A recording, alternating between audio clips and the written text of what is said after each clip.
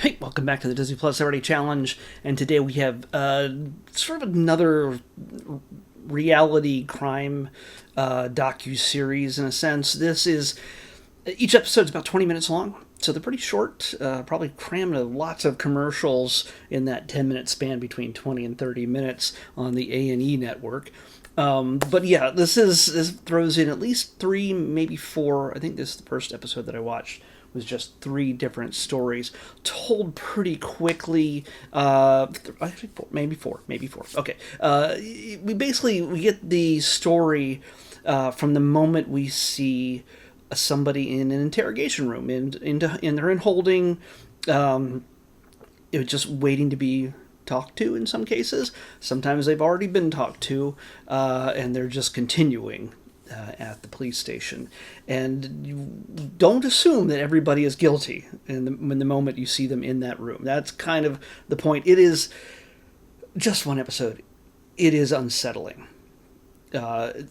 Some less than others, but let's say there's usually something horrendous has happened as a result of them being in there, whether they are guilty or innocent. But that rolls out over the course of how they tell this story, each person's story. Something as simple as, some guy was just seen at an elementary school hanging out at a special activity pretending to be a parent. And somebody just went, who is that guy? And they talked to him and they said, would you mind coming down to the station and talking with us? And he certainly does that. He's absolutely, I'm fine. I understand the confusion. Bro just goes and sits down, and everything seems to be fine until he sees a pen on the desk and lunges at the cop that's sitting in there with him.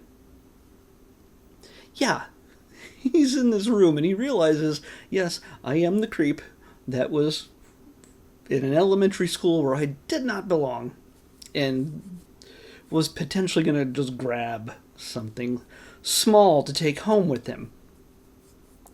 He was caught before that, but when it was just going to be like a misdemeanor, he probably would have been let go after having a bit of a talk and say, maybe you shouldn't be there, because he didn't actually do anything.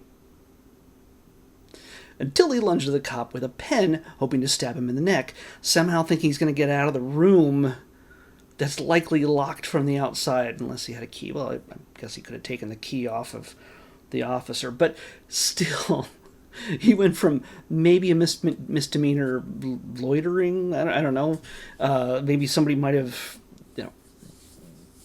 said something that he was being inappropriate, but attacking a cop ends up being a felony, and yeah, not fun.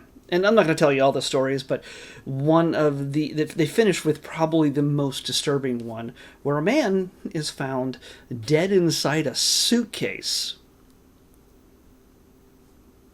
Okay, well, why is he in a suitcase? Well, sometimes he and his girlfriend like to play hide-and-seek games.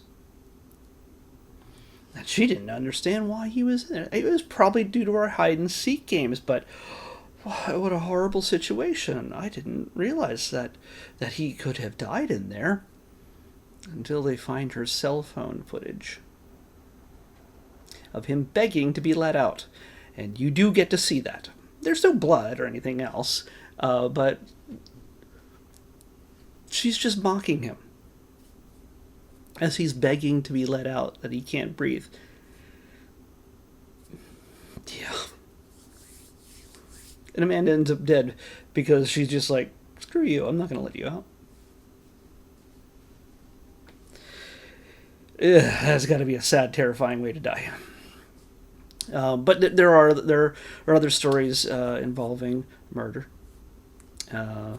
And yeah, I don't want to go into any more details. These are interesting to see because these are people in some pretty vulnerable moments, and it's, the cam that sits in there. Somehow there must have been a Freedom of Information Act kind of release of these video footage, stuff that possibly was used in the trial.